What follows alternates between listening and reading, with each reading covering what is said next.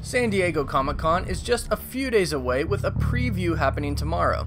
As expected, there's going to be a ton of new releases and information coming out leading up to and during San Diego Comic-Con. I'm going to be covering Comic-Con throughout the whole entire weekend, giving you guys news and updates as soon as I can, so be sure to subscribe to my channel if you'd like to receive them. If you're not aware, Marvel is not really having any presence there at this Comic-Con, so it's really going to be all about DC. Which is really nice because you can tell that they're really trying to revamp the DCEU. And it honestly brings hope.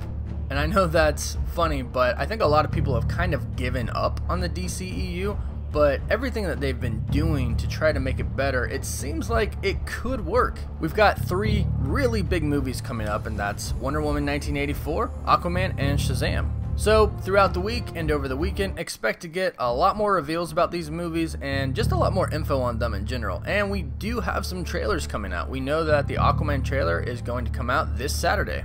And yesterday we got a first theatrical poster for Aquaman, and today we actually have an awesome new San Diego Comic-Con magazine cover, courtesy of Den of Geek. Den of Geek released this cover today that actually gives us a first look at several major characters, including Ocean Master with his helmet on. Now, we've seen Orm, aka Ocean Master, before, but he didn't have his helmet on. And it's really nice to get a look at it because it shows us that it's actually very accurate to how it is in the comics. In fact, I think the only difference here is that in the comics, the chin is a little pointier, but besides that, it's dead on.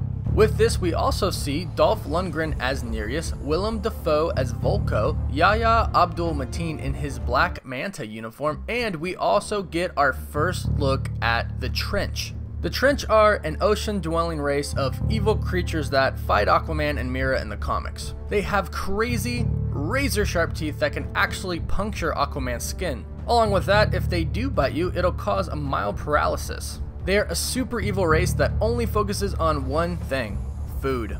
They have a king and a queen, and in the comics, Aquaman actually takes on the king. And since they are in the film, maybe we'll get a little clip of that in the movie. I like how they made them look here, not too far off from how they look in the comics. Super evil, I'm satisfied. When DC's film producer Peter Safran was talking about the cover art, he said, "The inspiration behind this original work was those classic comic book covers that gave the reader a look at the characters involved in the story and also hints of, and a feel for, their worlds." It was commissioned by James Wan in the very early R&D stages of pre-production, as he was beginning to define the worlds in which our film would live. It was not originally intended to be a one-sheet, but we all loved it so much that we had the idea to transform it into a photorealistic version and use it as a poster. I really like the idea, and I really like this cover. I think the characters are done really well, and I'm really excited for the trailer to come out this Saturday. So, let me know what you all think of this cover. Did you imagine the characters in a different way, or do you like how they were done? Let me know in the comments below. Be sure to hit that like button, and again, I will be covering Comic-Con throughout the whole entire weekend, getting you guys the latest news and updates as fast as I can. So, be sure to subscribe to my channel so you can stay up to date. Thank you so much for watching. Woof woof.